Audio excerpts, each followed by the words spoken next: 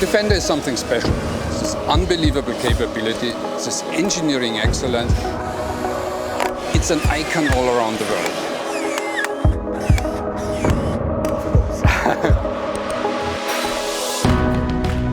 Don't drop it. We use Land Rovers as training vehicles in the military. We've all used them in some sort of capacity.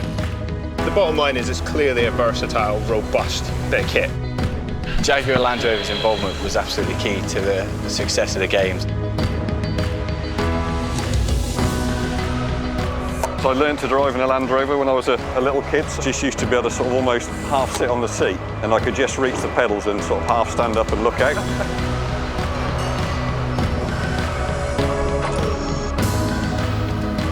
Hello, Jermaine, how you doing? It should have been a no-brainer for anybody to invest in the original Defender line. It's going to go anywhere, whether it's a desert, whether it's a swamp, whether it's a mountainous road. So for me, I definitely would have said I'm in.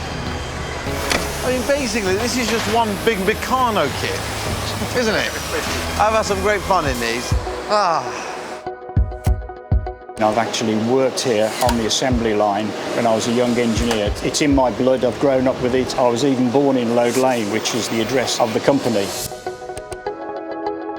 I drove one of the very first Defenders on this attempt to be the first people to drive from the English Channel to Singapore. You know, I spent some of the happiest days of my life in the Defender. When I'm buried, I don't want a hearse.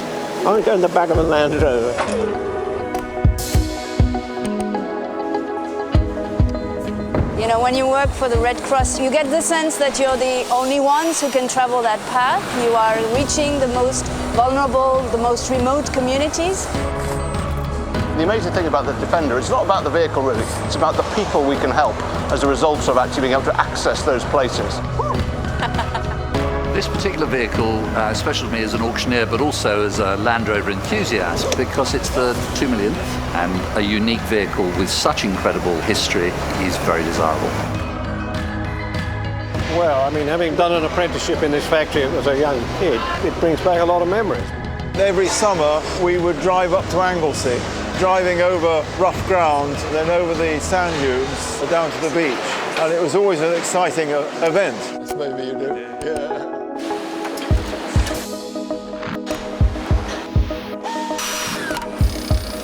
2 millionth Defender, an incredible vehicle that saved my backside more times than I can ever say.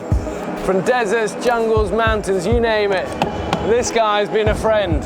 I have always been a Defender man, right from my days in the Marines. There's one vehicle I want to be sitting in when things start going wrong.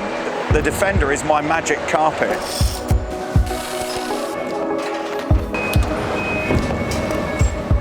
Well, I was born and grew up in the Lake District, and the Defender was just the vehicle of choice for farmers, for the mountain rescue teams, for climbers.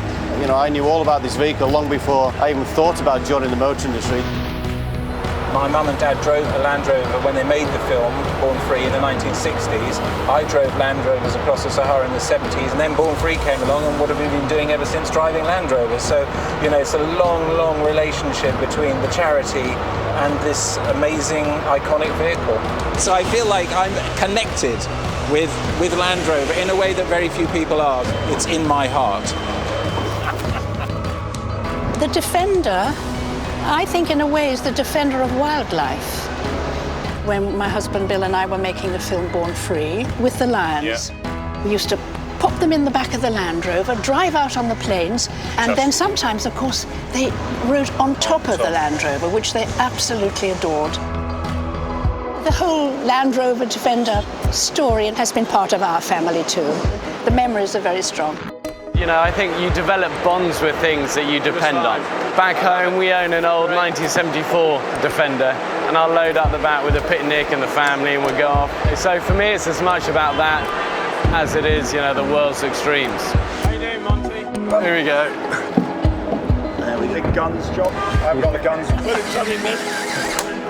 I love it.